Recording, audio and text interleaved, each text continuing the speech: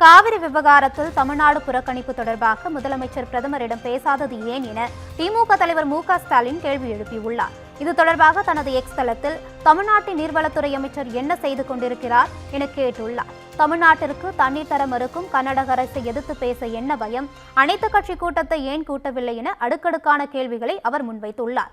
மேகதாது அணைக்கு எதிரான சட்டமன்ற தீர்மானத்தை அனைத்து கட்சி உறுப்பினர்களுடன் சென்று பிரதமரிடம் நேரில் அளிப்பது எப்போது என முதலமைச்சர் விஜயிடம் மு.க.ஸ்டாலின் கேள்வி எழுப்பியுள்ளார். தவிக்கும் டெல்டா விவசாயிகளுக்கான நிவாரண தொகுப்பு எங்கே என்றும் அவர் கேட்டுள்ளார். அர்த்தமற்ற மௌனத்தை கலைத்து மாநில உரிமையை நிலைநாட்ட போர்க்கால நடவடிக்கையில் ஈடுபடுமாறு ஸ்டாலின் வலியுறுத்தியுள்ளார்.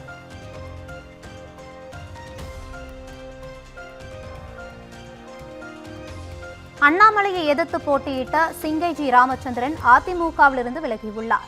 சிங்கை ராமச்சந்திரன் கடந்த 2024ஆம் ஆண்டு மக்களவைத் தேர்தலில் கோவை தொகுதியில் அப்போதைய பாஜக மாநில தலைவர் அண்ணாமலை திமுக வேட்பாளர் பி. கணபதி ராஜ்குமாரை எதிர்த்து அதிமுக சார்பில் களமிறக்கப்பட்டார். தேர்தலில் 3ஆம் இடம் பிடித்த அவருக்கு சமீபத்தில் நடந்த பேரவைத் தேர்தலில் வாய்ப்பு வழங்கப்படவில்லை.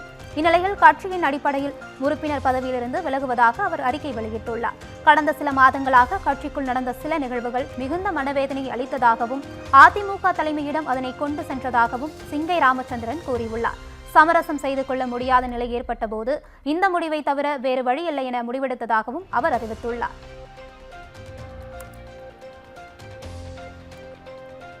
மதுரை மாவட்டம் மேலூரில் சட்டவிரோத மணல் குவாரிகள் செயல்பட உயர்நீதிமன்ற மதுரை அமர்வு தடை விதித்துள்ளது. மதுரை மாவட்டம் மேலூர் பகுதியில் சட்டவிரோத மணல் குவாரிகள் நடைபெறுவதை தடுக்க கோரிய வழக்கு உயர்நீதிமன்ற அமர்வில் விசாரணைக்கு வந்தது.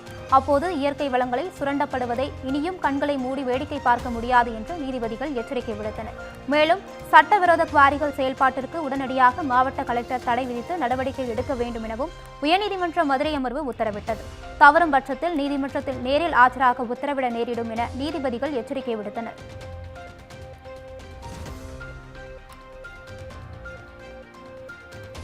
முதலமைச்சர் விஜய் நடித்த ஜனநாயகன் படம் மீண்டும் இணையதளத்தில் வெளியாகியிருப்பது பரபரப்பை ஏற்படுத்தியுள்ளது.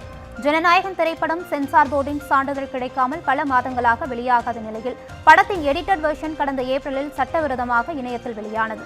இது தொடர்பாக 19 பேர் கைது செய்யப்பட்ட நிலையில் இணையத்தில் 1,20,00,000 பேர் படத்தை பார்த்ததாகவும் படத்தை திருட்டுத்தனமாக வெளியிட்ட டெலகிராம் உள்ளிட்ட அனைத்து இணையதளங்களும் முடக்கப்பட்டதாக சைபர் கிரைம் போலீசார் தெரிவித்திருந்தனர். இந்நிலையில் வியாழக்கிழமை படம் திரையரங்குகளில் வெளியாகியுள்ள நிலையில் மீண்டும் அதே எடிட்டட் வெர்ஷன் இணையதளத்தில் வெளியாகியுள்ளது. இது ரசிகர்களுக்கு அதிர்ச்சியை ஏற்படுத்தியுள்ளது.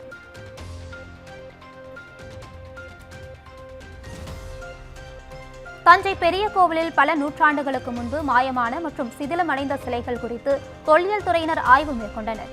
பெரிய கோவிலில் 8 திசை காவல் தெய்வங்களாக அக்னி, இந்திரன், யமன், நிர்தி பகவான், வர்ணன், வாயு, குபேரன், ஈசானி ஆகிய சிலைகள் இருந்தன. இதில் குபேரன், இந்திரன், நிர்தி பகவான், யமன் சிலைகள் பல நூற்றாண்டுகளுக்கு முன் மாயமான நிலையில் மீதமுள்ள 4 சிலைகள் சிதிலமடைந்துள்ளது. மாயமான சிலைகளை நிர்மாணம் செய்து பக்தர்கள் வழிபாட்டிற்கு திறந்துவிட உத்தரவிடக் கோரிய பொதுநல மனுவை விசாரித்த உயர்நீதிமன்ற மதுரை அமர்வு வரும் 28ஆம் தேதி அறிக்கை தாக்கல் செய்ய உத்தரவிட்டதை தொடர்ந்து தொல்லியல் துறையினரும் அறநிலையத்துறையினரும் அரண்மனை தேவஸ்தானத்துடன் இணைந்து ஆய்வு மேற்கொண்டனர்.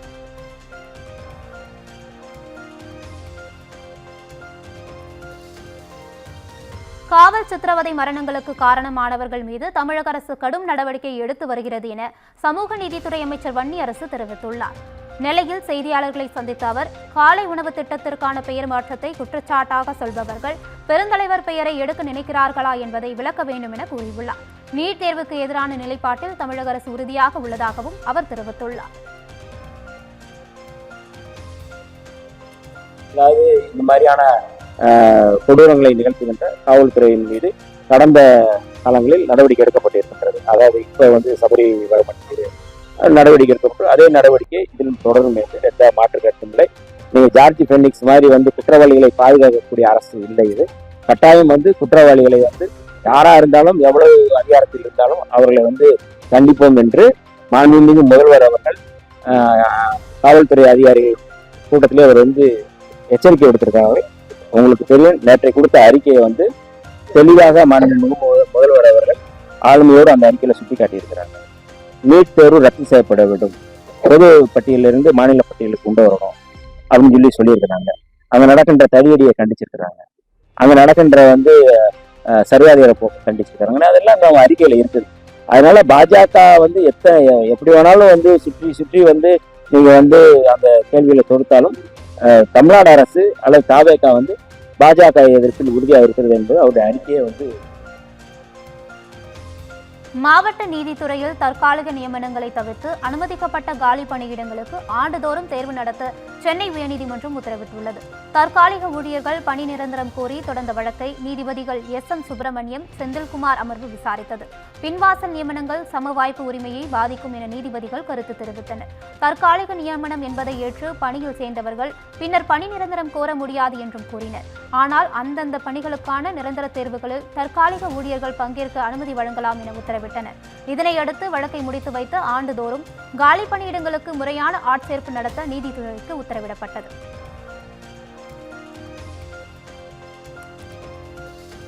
அதிகாரிகள் அரசியல் செய்யாமல் பணிகளை மேற்கொள்ளவில்லை என்றால் கடுமையான விளைவுகள் ஏற்படும் என மாநகராட்சி கூட்டத்தில் திமுக கவுன்சிலர் எச்சரிக்கை விடுத்த சம்பவம் பரபரப்பை ஏற்படுத்தியுள்ளது.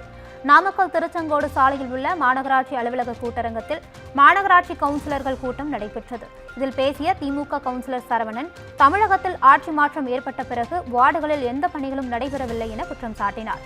மேலும் மாநகராட்சி பகுதிகளில் அதிகமாக இருக்கும் நாய்களை கட்டுப்படுத்த நடவடிக்கை எடுக்க வேண்டும் எனவும் கூறியுள்ளார். நீ எதை சொன்னாலும் இப்ப இந்த மன்றத்தை பொறுத்தளவுக்கு நாங்க தான், நீங்க தான் அதை போல புரிஞ்சுக்கீங்க. உங்களுக்கு ஏதாவது தேவைன்னா நாங்க உறுதுணையா இருப்போம், எங்களுக்கு தேவைன்னா நீங்க உறுதியா இருந்தா தான் பரவாயில்ல. இதுல வந்து மற்றவங்க மாதிரி அரசியல் ஆர்வங்கள் பார்க்கறதுக்குலாம் நாங்க தயாரா இல்லை. இது மறுபடியும் பிறந்தால் ஜாமீன் கோரிய திமுக எம்எல்ஏ மார்க்கண்டேயன் வழக்கு தொடர்பாக காவல்துறை பதிலளிக்க சென்னை உயர்நீதிமன்றம் உத்தரவிட்டுள்ளது. முதலமைச்சர் விஜய்க்கு மிரட்டல் விடுக்கும் வகையில் பேசியதாக விளாத்திக்குளம் திமுக எம்எல்ஏ மார்க்கண்டேயன் கைது செய்யப்பட்டார். தொடர்ந்து பாளையங்கோட்டை மத்திய சிறையில் அவர் அடைக்கப்பட்டுள்ளார். இவரது ஜாமீன் மனு சென்னை உயர்நீதிமன்றத்தில் விசாரணைக்கு வந்தது. அப்போது எந்த நோட்டீஸும் அனுப்பவில்லை, அனைத்து விதிகளும் மீறப்பட்டுள்ளது என எம்எல்ஏ தரப்பு வாதிட்டது. அரசு தரப்பில் பதிலளிக்க அவகாசம் வழங்க கோரிக்கை விடுக்கப்பட்டது. இதனை ஏற்ற உயர்நீதிமன்றம் காவல்துறை பதிலளிக்க உத்தரவிட்டு வழக்கை ஜூலை 27ஆம் தேதிக்கு ஒத்திவைத்தது.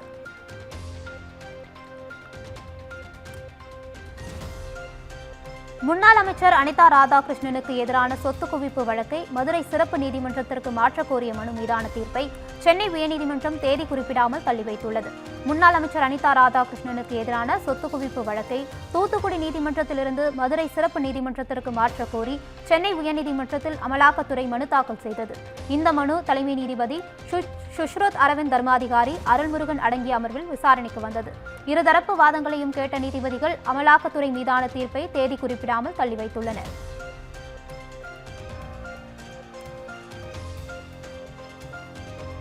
திருப்பத்தூர் சட்டமன்ற தொகுதியில் ஒரு வாக்கு வித்தியாசத்தில் தோல்வியடைந்த திமுக வேட்பாளர் பெரிய கருப்பன் தபால் வாக்கு வேறு தொகுதிக்கு மாற்றப்பட்டு பெறப்பட்ட விவகாரத்தில் ஏற்கனவே தாக்கல் செய்திருந்த மனுவை திரும்ப பெற்றுள்ளார். தற்போது வெற்றி பெற்ற தாவேகா வேட்பாளர் சீனிவாச சேதுபதியின் வெற்றியை செல்லாது என அறிவிக்க கோரி முறைப்படியான தேர்தல் வழக்கு தாக்கல் செய்யப்பட்டுள்ளதால் முந்தைய மனுவை அவர் திரும்ப பெற்றுக் கொண்டதாக தெரிவிக்கப்பட்டுள்ளது.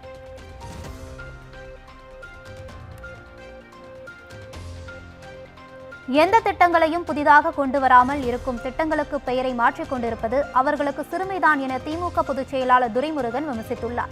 வேலூர் மாவட்டம் காட்பாடியில் செய்தியாளரிடம் பேசிய அவர், முதலமைச்சர் காலை உணவு திட்டம் என்று தான் இருந்ததாகவும் மு.க. ஸ்டாலின் தனது பெயரை பிரகடனப்படுத்தவில்லை என்றும் தெரிவித்தார். தொடர்ந்து அரசியலில் இருப்பவர்களுக்கு பெருந்தன்மை தேவை எனவும் அது இவர்களிடம் இல்லை என தாவேகாவினர் நிரூபித்துள்ளதாகவும் விமர்சித்தார். காலை உணவு திட்டம் முதலமைச்சர் காலை திட்டம் என்று சொன்னார். ஸ்டாலினுடைய காலை உணவு திட்டம் சொல்லலை. ஆனால் ஏன் இப்படி மிரண்டு இப்படி பேர் வைக்கிறான்னு தெரியல. ஆனால் நாங்கள் அவங்களுடைய பெயர்களை எதையும் மாற்றலை. அதாவது பையை அடித்து பசங்களுக்கு கொடுக்குற பள்ளிக்கூடத்துல எல்லாம் அவங்க பேர் அடித்து வச்சுருந்தாங்க. எக்கச்சக்கமான பை இருந்தது. அதெல்லாம் அரசாங்கத்தில் அடித்த பை அந்த பேரே இருக்கட்டும் கொடுத்துருன்ட்டார் தலைவர். இது தளபதி சொன்னார். அதே மாதிரி அம்மா உணவகன்றது அவங்க வச்ச பேர், அதையும் மாற்ற தேவையில்லை அப்படின்னு சொல்லியாங்க. நாங்கள் அவ்வளோ பெருந்தன்மையாக நடந்துக்கிட்டோம். அந்த அரசியலில் வர்றவங்களுக்கு அது பெருந்தன்மை தேவை, அது இல்லைன்னு இவங்க ப்ரூவ் பண்ணியிருக்காங்க. அவ்வளோதான். திருச்சி அரசு மருத்துவமனையில் சிகிச்சை பெற்று வந்த மூதாட்டியின் கால் கட்டை விரலை எலி கடித்த சம்பவம் பெரும் அதிர்ச்சியை ஏற்படுத்தியுள்ளது. ஆலத்தூர் கிராமத்தை சேர்ந்த தமிழ்குடி என்ற மூதாட்டி எலும்பு மூட்டு சிகிச்சைக்காக கடந்த வாரம் திருச்சி அரசு மருத்துவமனையில் அனுமதிக்கப்பட்டார். இந்நிலையில் அவரது கால் கட்டை விரலை எலி ஒன்று கடித்துள்ளது. இதனைத் தொடர்ந்து அவருக்கு மருத்துவர்கள் சிகிச்சை அளித்து வருகின்றனர். பாதிக்கப்பட்டவருக்கு சர்க்கரை நோய் இருப்பதாக தெரிவித்துள்ள மூதாட்டியின் மகன், மருத்துவமனை நிர்வாகமே இதற்கு பொறுப்பேற்க வேண்டும் என்று கூறியுள்ளார்.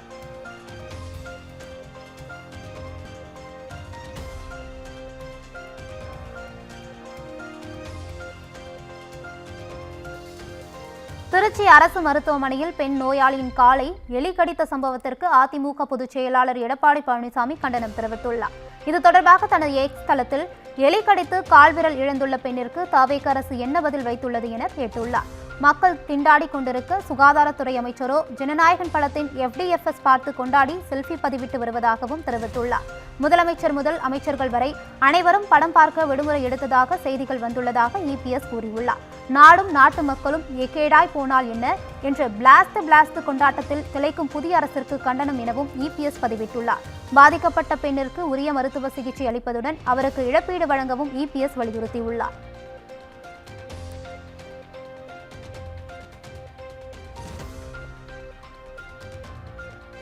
தமிழகத்தில் மேலும் 2 DNA ஆய்வகங்களை அமைக்க உள்ளதாக தமிழக அரசு சென்னை உயர்நீதிமன்றத்தில் தெரிவித்துள்ளது. திருவண்ணாமலை கோவிலுக்கு வந்த ஆந்திர பெண் பாலியல் வன்கொடுமை செய்யப்பட்டது தொடர்பான வழக்கு தலைமை நீதிபதி SA தர்மாதிகாரி நீதிபதி G அருள்முருகன் அடங்கிய அமர்வில் மீண்டும் விசாரணைக்கு வந்தபோது பெண்கள் மற்றும் குழந்தைகளுக்கு எதிரான குற்றங்களை தடுக்க தீவிர நடவடிக்கை எடுத்து வருவதாக அரசு தரப்பில் கூறப்பட்டது. மேலும் சென்னை உள்ளிட்ட 3 இடங்களில் மரபணு பரிசோதனை ஆய்வகங்கள் செயல்பட்டு வருவதாகவும் மேலும் 2 ஆய்வகங்கள் அமைக்கப்பட உள்ளதாகவும் தெரிவிக்கப்பட்டது. இதையடுத்து அரசு தரப்பில் கூறப்பட்ட அனைத்தும் அமல்படுத்தப்படுவது உறுதி செய்யப்படும் என கூறி தீர்ப்பை தேதி குறிப்பிடாமல் நீதிபதிகள் தள்ளி வைத்தனர்.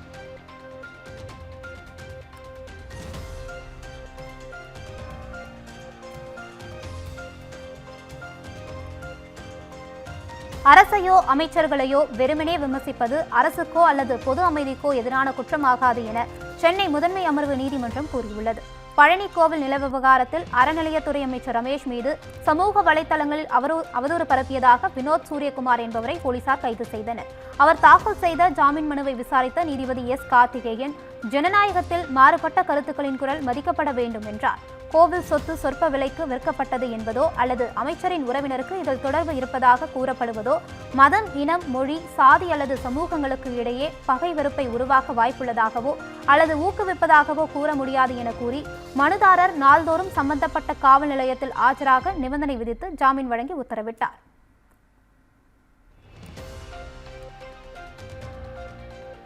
சேலம் மாவட்டம் மேட்டூர் அணையில் நீர்வளத்துறையின் திருச்சி மண்டல தலைமை பொறியாளர் ஆய்வு மேற்கொண்டார். மேட்டூர் அணைக்கு வினாடிக்கு 42 கன அடி தண்ணீர் மட்டுமே வந்து கொண்டிருக்கும் நிலையில் அணையிலிருந்து குடிநீர் தேவைக்காக 1000 கன அடி நீர் திறக்கப்பட்டுள்ளது.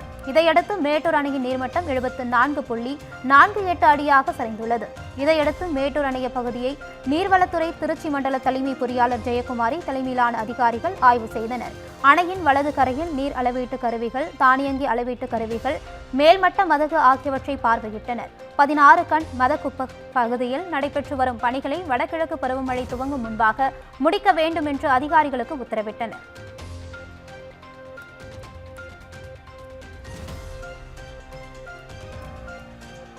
மதுரை மாவட்டம் சோழவந்தான் ரயில் நிலையத்தை தொடர்ந்து தபால் நிலையத்திலும் இந்தி எழுத்துக்கள் அழிக்கப்பட்ட சம்பவம் பரபரப்பை ஏற்படுத்தியுள்ளது. நீட் தேர்வு முறைகேடுக்கு பொறுப்பேற்று பிரதமர் நரேந்திர மோடி, மத்திய அமைச்சர் தர்மேந்திர பிரதான் ஆகியோர் பதவி விலக வேண்டும் என சோழவந்தான் ரயில் நிலைய விளம்பர சுவர்களில் எழுதிய நபர்கள் இந்தி எழுத்துக்களையும் அழித்திருந்தனர். இதுகுறித்து போலீசார் விசாரணை நடத்தி வரும் நிலையில் சோழவந்தான் தபால் அலுவலகத்தில் உள்ள இந்தி எழுத்துக்களும் தற்போது அழிக்கப்பட்டுள்ளது. நீட் தேர்வு விவகாரத்தில் டெல்லியில் மாணவர்கள் போராட்டம் உச்சம் தொட்டுள்ள நிலையில் தமிழகத்திலும் அது எதிரொலிக்க தொடங்கியிருப்பதே இந்த தொடர் சம்பவங்கள் காட்டுவதாக சமூக ஆர்வலர்கள் தெரிவித்துள்ளனர்.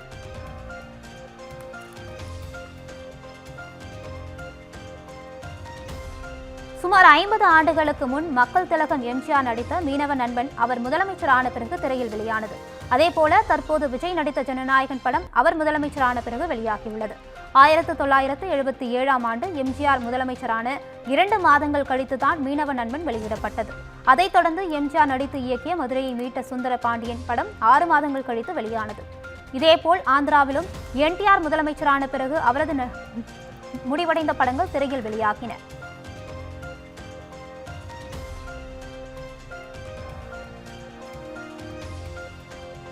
திருவள்ளூர் மாவட்டம் திருத்தணியில் முதலமைச்சர் விஜய் நடித்த ஜனநாயகன் படத்திற்கு போதிய வரவேற்பு இல்லாததால் ரசிகர்கள் அதிர்ச்சியடைந்தனர். திருத்தணியில் உள்ள 3 திரையரங்குகளிலுமே ஜனநாயகன் வெளியாவதாக அறிவிக்கப்பட்டிருந்தது. ஆனால் ஒரு திரையரங்கத்தில் 9 மணி காட்சி ரத்து செய்யப்பட்டது. மற்றொரு திரையரங்கில் படம் பார்க்க யாரும் வராததால் திரையரங்கம் மூடப்பட்டது. எஞ்சியுள்ள திரையரங்கில் ஓரிருவர் மட்டுமே படத்தை பார்த்தனர். இதனால் நஷ்டம் அடைந்து விட்டோமே என இத்திரையரங்க உரிமையாளர்கள் வருத்தமடைந்துள்ளனர்.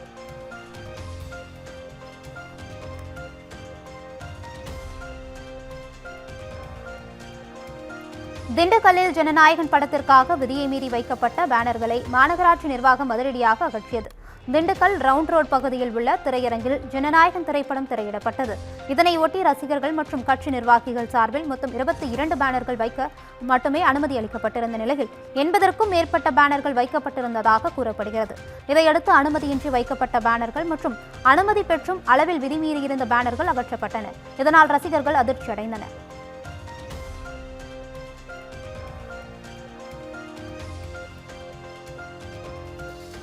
காசோலை மோசடி வழக்கில் நடிகர் விமலுக்கு ஓராண்டு சிறை தண்டனை விதித்து சென்னை நீதிமன்றம் உத்தரவிட்டுள்ளது. விமல் தயாரித்து நடித்த மன்னர் வகையறா படத்திற்காக பைனான்சியர் கோபி என்பவரிடம் 4.5 கோடி ரூபாய் கடனாக பெற்றிருந்தார். அந்த தொகையை திருப்பி செலுத்த அவர் கொடுத்த காசோலை வங்கியில் பணம் இல்லாததால் திரும்பியது. இதையடுத்து கோபி தொடர்ந்த வழக்கில் குற்றச்சாட்டுகள் நிரூபிக்கப்பட்டதால் சென்னை 11வது சிறு வழக்குகளை விசாரிக்கும் நீதிமன்றம் இந்த தீர்ப்பை அளித்தது. எனினும் விமல் தரப்பில் உயர்நீதிமன்றத்தில் மேல்முறையீடு செய்ய அவகாசம் கோரப்பட்டதை அடுத்து தண்டனை தற்காலிகமாக நிறுத்தி வைக்கப்பட்டுள்ளது.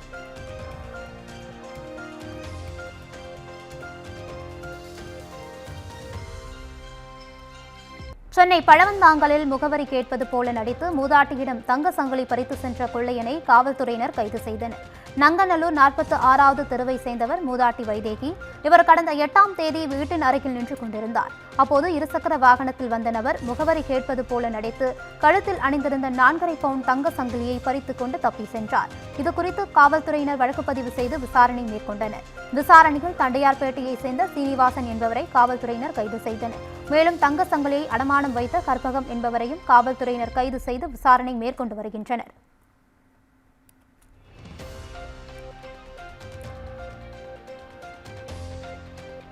₹2,000 கோடி மதிப்பிலான பிணைய பத்திரங்கள் ஏலம் மூலம் விற்பனை செய்யப்பட உள்ளதாக தமிழ்நாடு அரசு அறிவித்துள்ளது. இது தொடர்பான அறிவிப்பில் மறுவெளியீடு ஏலத்தின் மூலம் விற்பனை செய்ய உள்ளதாக அறிவித்துள்ளது. இந்த ஏலம் இந்திய ரிசர்வ் வங்கியால் மும்பையில் உள்ள அதன் மும்பை கோட்டை அலுவலகத்தில் ஜூலை 28, 2026 அன்று நடத்தப்படும் என கூறப்பட்டுள்ளது. போட்டியற்ற ஏலக்கேட்புகள் என நிகழ்வு நடைபெறும் என கூறப்பட்டுள்ளது. இதற்கான விண்ணப்பங்கள் இந்திய ரிசர்வ் வங்கியின் மின்னணு படிவத்தில் ஜூலை 28, 2026 அன்று சமர்ப்பிக்கப்பட வேண்டும் எனவும் தமிழ்நாடு அரசு அறிவித்துள்ளது.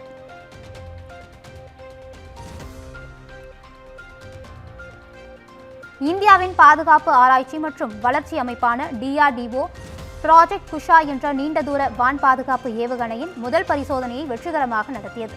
போர் விமானங்கள், ட்ரோன்கள் மற்றும் ஏவுகணைகளை நீண்ட தூரத்திலிருந்து அழிக்கும் உள்நாட்டு வான் பாதுகாப்பு கவசமாக ஏவுகணை உருவாக்கப்பட்டது. எதிரிகளின் வான்வழி அச்சுறுத்தல்களை 350 முதல் 400 கிலோமீட்டர் வரம்பிற்குள் தடுத்து அழிக்கும் திறன் கொண்டது எனவும் தெரிவிக்கப்பட்டது. இந்நிலையில் ஒடிசா கடற்கரை அருகில் உள்ள அப்துல் கலாம் தீவில் ஏவுகணைக்கான முதற்கட்ட பரிசோதனை நடத்தப்பட்டது.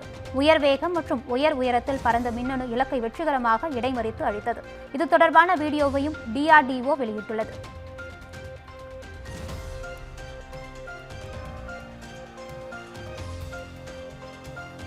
ஒடிசாவில் திருமண நிகழ்வை முடித்துவிட்டு சென்றவர்களின் கார் குளத்தில் பாய்ந்ததில் 5 பேர் பரிதாபமாக உயிரிழந்தனர்.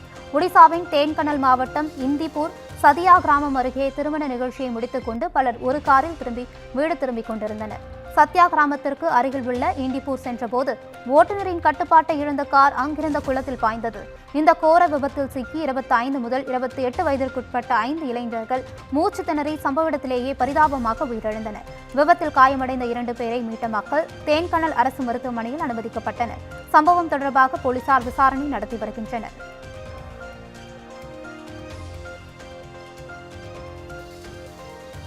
மகாராஷ்டிராவில் கனமழையால் ஆறுகளில் ஏற்பட்ட வெள்ளப்பெருக்கால் பல்வேறு பகுதிகளில் வெள்ளத்தில் மிதந்து வருகிறது. தென்மேற்கு பருவமழை தீவிரமடைந்துள்ளதால் மும்பை, புனே, நாசிக், ராய்காட், பால்கர் மற்றும் கோங்கன் பகுதிகளில் தொடர்ந்து கனமழை பெய்து வந்தது. கனமழை மற்றும் அதை ஒட்டிய விபத்துகளில் இதுவரை 13 பேர் பரிதாபமாக உயிரிழந்தனர். இந்நிலையில் கோதாவரி ஆற்றில் கனமழையால் வெள்ளம் ஏற்பட்டது. இதனால் ஊருக்குள் தண்ணீர் புகுந்ததால் மக்கள் கடும் அவதியடைந்துள்ளனர். அதோடு பர்தோலியில் மிண்டோலா ஆற்றில் நீர்மட்டம் உயர்ந்ததால் தாழ்வான பகுதிகளில் தண்ணீர் தேங்கியுள்ளது.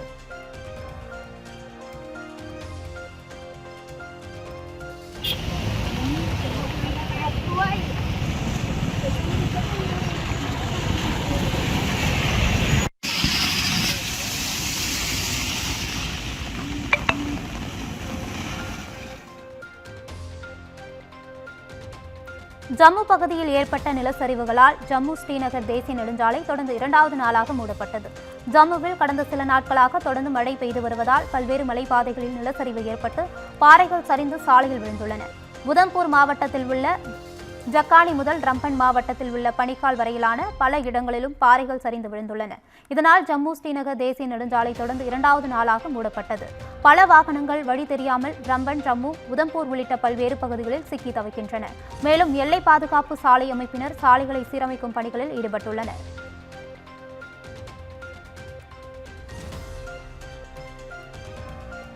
ஜம்மு காஷ்மீரில் கனமழையால் ஷெனாப் நதியின் நீர்மட்டம் தொடர்ந்து உயர்ந்த நிலையில் கரையோர மக்களுக்கு எச்சரிக்கை விடுக்கப்பட்டுள்ளது. மாநிலத்தில் பெய்து வரும் கனமழையால் ஷெனாப் நதியில் வெள்ளம் பெருக்கெடுத்து ஓடுகிறது.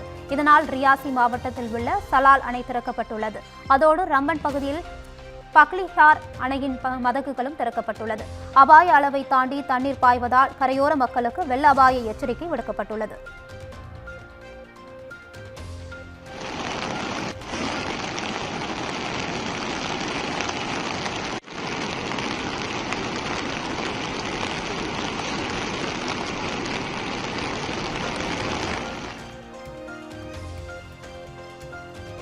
கேரள மாநிலத்தில் சாலை ஓரமாக நிறுத்தப்பட்டிருந்த பிக்கப் வேனில் ஸ்கூட்டர் மோதிய விபத்தில் பிக்கப் வேனில் இருந்த குழந்தை மற்றும் தாயார் காயமடைந்தனர். கண்ணூர் மாவட்டத்தில் ஸ்கூட்டரில் அதிவேகமாக சென்ற நபர் பிக்கப் வேன் மீது மோதியுள்ளார். இதில் பிக்கப் வேனில் கண்ணாடி உடைந்து தாயாரும் குழந்தையும் காயமடைந்தனர். விபத்தின் சிசிடிவி காட்சி வெளியாகி வைரலாகி வருகிறது.